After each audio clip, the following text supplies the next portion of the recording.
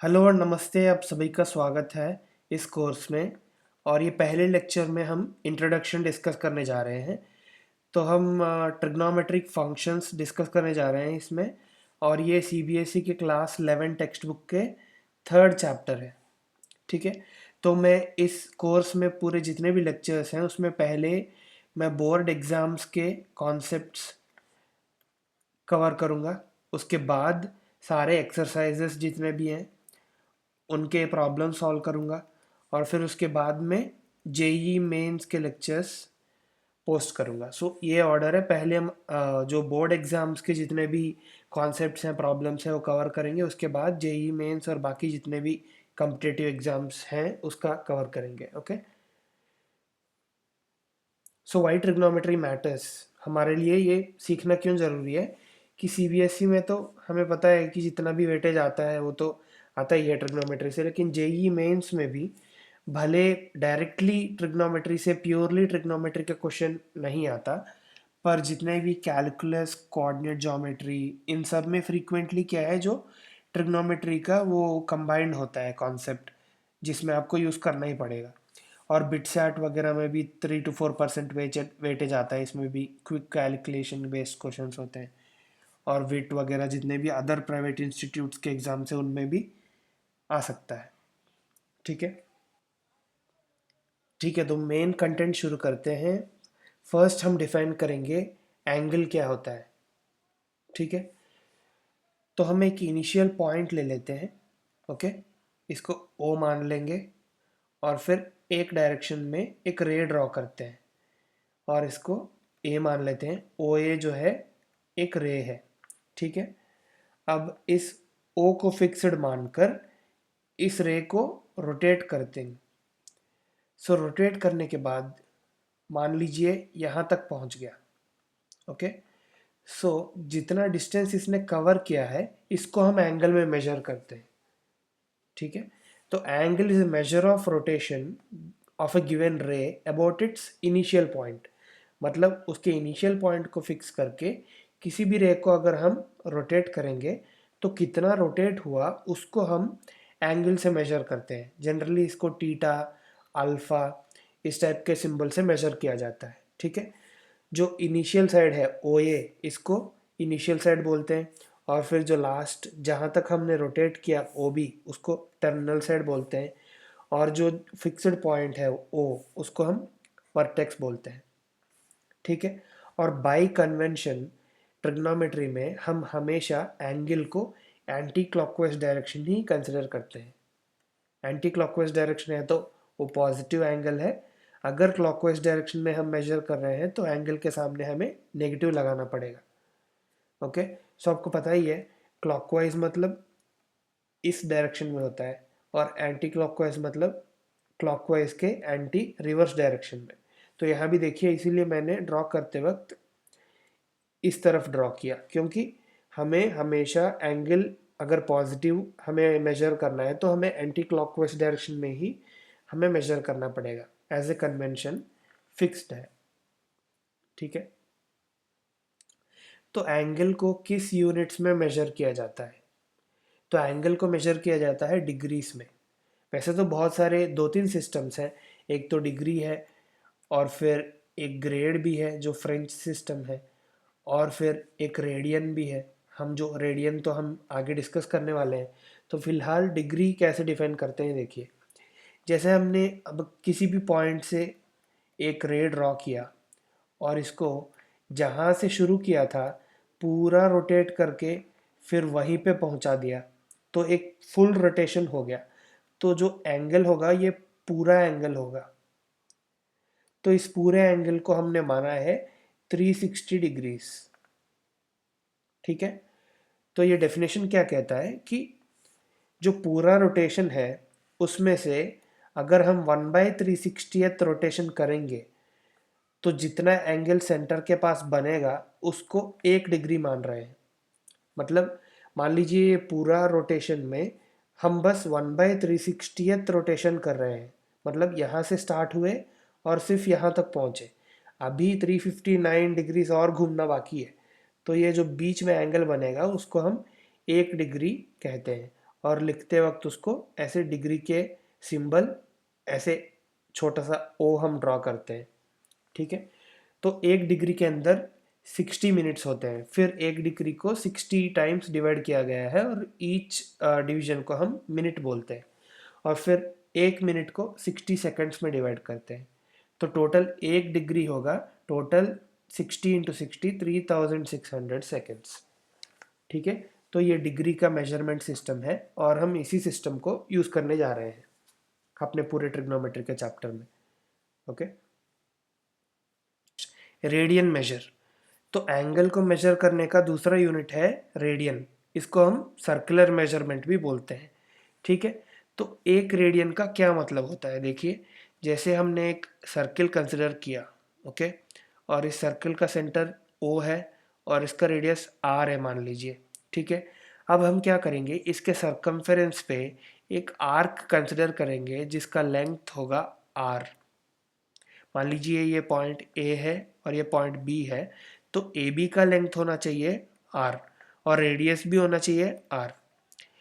तब हम क्या कहते हैं कि जब हम कोई भी आर्क जिसका लेंथ आर है उसको लेंगे, तो वो जो आर्क है वो सेंटर पे जितना भी एंगल बनाएगा उसको हम एक रेडियन मान रहे हैं, ठीक है। तो 1 रेडियन क्या है, angle made by an arc of length r at the center of the circle। यहाँ भी देखिए वही दिया है, in a circle of radius r if an arc of length l subtends an angle theta then theta equal to l by r in radians, ठीक है। तो यहाँ तो l और r दोनों r है, तो 1/r इक्वल टू 1 रेडियन हो जाएगा, ठीक है। तो पूरे सर्किल का सरकमफेरेंस कितना है, 2πr, ठीक है जी।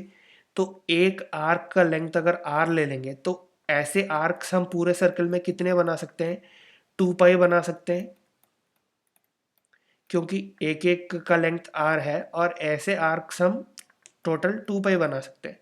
तो एक आर्क के बीच में जो एंगल है वो 1 रेडियन है, तो पूरे 2π आर्क्स के बीच कितने रेडियंस होंगे, 2π रेडियंस, ठीक है। तो टोटल सर्किल के सेंटर में एंगल कितना होगा, 2π रेडियंस। तो एक बार पूरा रोटेशन करने के लिए हमें 2π रेडियंस एंगल रोटेट करना पड़ेगा, ठीक है। अभी हम डिग्रीज और रेडियंस के बीच का कन्वर्शन देखते हैं। तो हमने देखा कि डिग्रीज में पूरा रोटेशन करने के लिए हमें 360 डिग्रीज लगता है, और उसी को हम रेडियंस में बोलते वक्त क्या बोलते हैं, 2π रेडियंस बोलते हैं। तो इसमें से देखिए 2π रेडियंस इक्वल टू 360 डिग्रीज, तो 1 radian equal to 360/2π which is nothing but 180/π। अब हमें पता है पाई का वैल्यू जो है वो अप्रॉक्सीमेटली 22/7 होता है।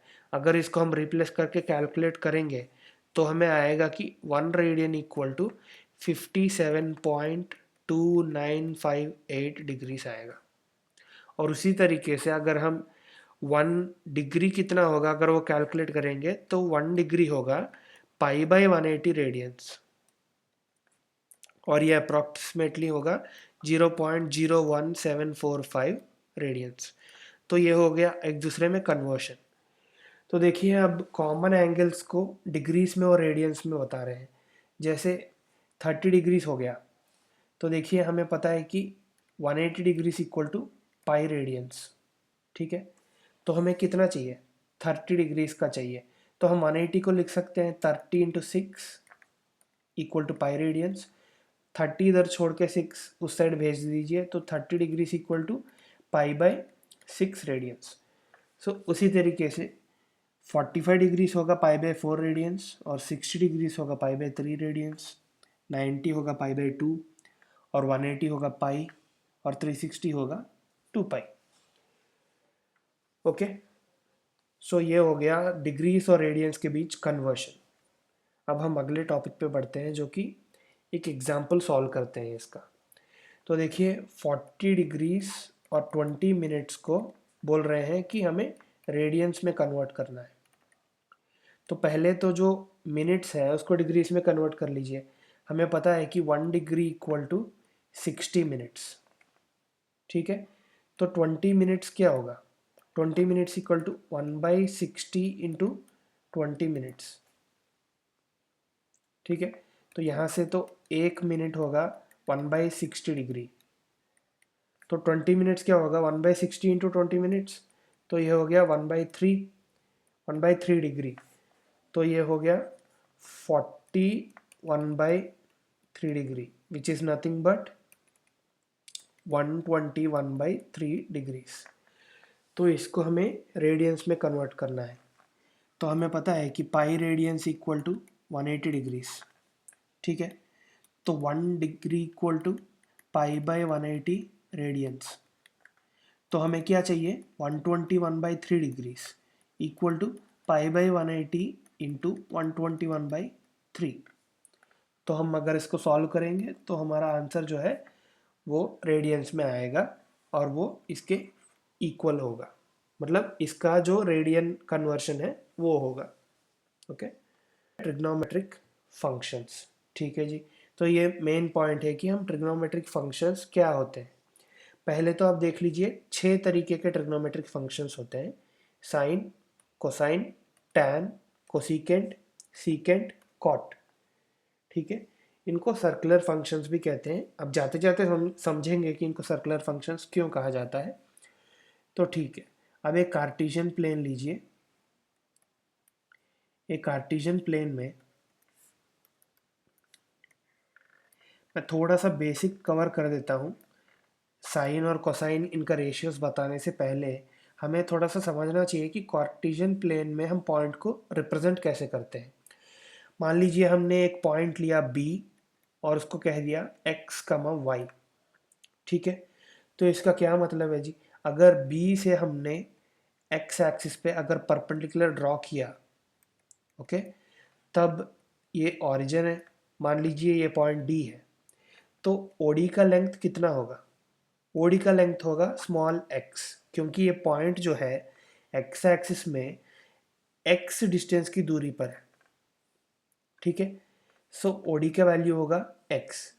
और अगर बी से हम वाई एक्सिस में ड्रॉ करेंगे परपेंडिकुलर, तो यहाँ और इसको हम मान लेंगे ई पॉइंट, तो ओ ई का लेंथ कितना होगा, ओ ई का लेंथ होगा स्मॉल वाई, बिकॉज ये जो पॉइंट है ये पॉजिटिव वाई एक्सिस डायरेक्शन में वाई डिस्टेंस की दूरी पर है, ठीक है। और ये जो ओ बी होगा आर, ये होगा ऑरिजिन से जो बी का लेंथ है वो। अब ये बेसिक पॉइंट तो आप समझ गए।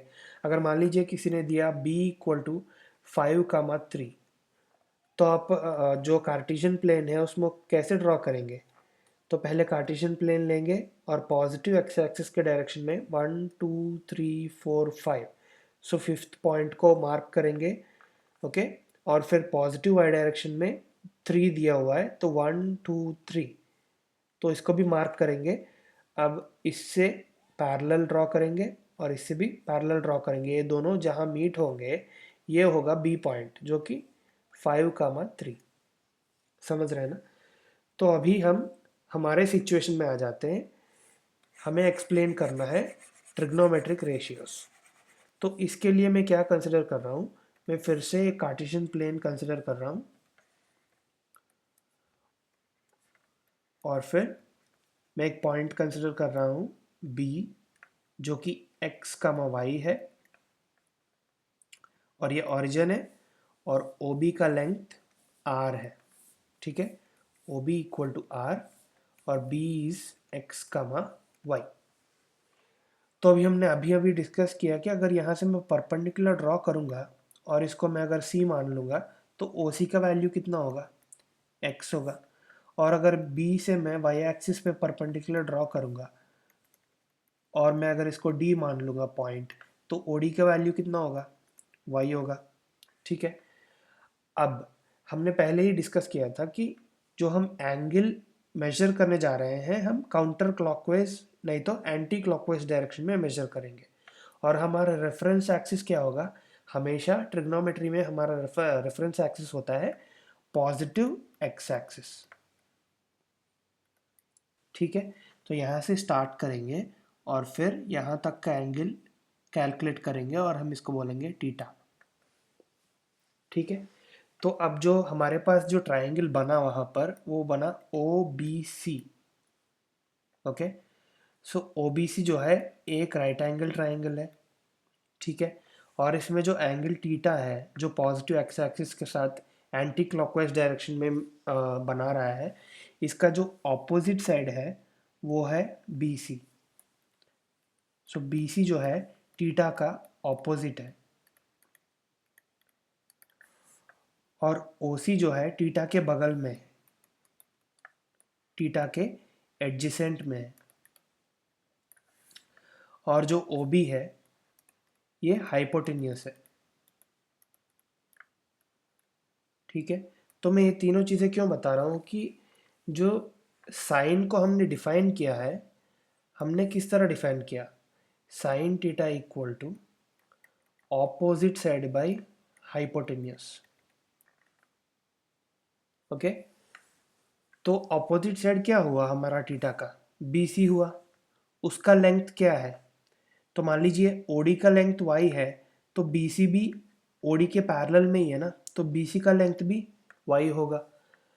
अब ओ सी का लेंथ एक्स है, तो इसके पैरेलल में बी डी है, तो इसका लेंथ भी एक्स होगा, ठीक है। अब देखिए टीटा के ऑपोजिट बी सी है, तो बी सी का लेंथ क्या होगा, वाई। और फिर डिनोमिनेटर में हाइपोटेन्यूस है, हाइपोटेन्यूस तो हमने पहले ही माना हुआ है कि इसका लेंथ आर है, तो sine theta equal to Y by R, तो वाई यहीं पे डिफाइन किया हुआ है। अब कॉस टीटा देखिए, कॉस थीटा का डेफिनेशन क्या मान रहे हैं कि एडजेसेंट साइड बाय हाइपोटेन्यूस। तो हमारे इसमें एडजेसेंट साइड क्या है, ओ सी, उसका लेंथ क्या है एक्स, और हाइपोटेन्यूस का लेंथ आर, तो cos theta equal to X by R. अब टैन थीटा का डेफिनेशन देखिए, टैन थीटा क्या होगा, opposite side by adjacent side, this is nothing but Y by X, ठीक है। अब बाकी जो तीनों आइडेंटिटीज हैं ये इन तीनों आइडेंटिटीज के इन्वर्स हैं। जैसे साइन टीटा का इन्वर्स हो गया कोसिकेंट टीटा, तो कोसिकेंट टीटा देखिए ये वाई बाई आर है और ये आर बाई वाई होगा, उसका इन्वर्स होगा, ठीक है। अब कॉस टीटा का इन्वर्स है सीकेंट टीटा, तो सीकेंट टीटा देखिए cos theta X by R है, तो सीकेंट टीटा क्या होगा, आर बाई एक्स होगा, राइट। और टैन टीटा का इन्वर्स है कॉट टीटा, अगर tan theta Y by X है तो कॉट टीटा क्या होगा, एक्स बाई वाई होगा। और यहाँ पर ये जो कंडीशंस लिख रहे हैं ब्रैकेट में, ये लिख क्यों रहे हैं, जैसे ये फ्रैक्शन है एक्स बाई वाई, अगर डिनोमिनेटर इसका मैं जीरो कर देता हूँ तो एक्स बाई जीरो वो अनडिफाइंड हो जाएगा, अनडिफाइंड, क्योंकि किसी भी नंबर को हम जीरो से डिवाइड नहीं कर सकते। ओके, तो इसीलिए कंडीशन दिया हुआ कि वाई जीरो नहीं हो सकता। क्योंकि देखिए अगर ये जो पॉइंट बी है अभी तो देखिए फर्स्ट क्वाड्रेंट में है, अगर ये पॉइंट बी एक्स एक्सिस में होता, जैसे कि पॉइंट सी अभी एक्स एक्सिस के ऊपर है, तो इसका जो वाई कंपोनेंट है वो जीरो है, ठीक है। तो ऐसे केसेस में हमारा जो एक्स वैल्यू और वाई वैल्यू जब एक्सिस पे होता है पॉइंट तो जीरो हो सकता है, तो इसीलिए एक्सप्लिसिटली इनको मेंशन किया जा रहा है ब्रैकेट्स में कि हमें ये जो वैल्यूज़ है इन वैल्यूज़ पर ये जो फंक्शंस है ये अनडिफाइंड हो जाएंगे, ठीक है।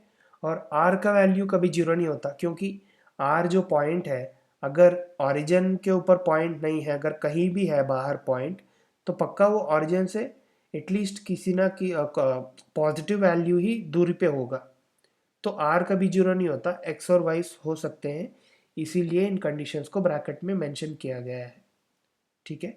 और इन पॉइंट्स पर जो ट्रिग्नोमेट्रिक रेशियोस हैं ये अनडिफाइंड हो जाएंगे, ठीक है।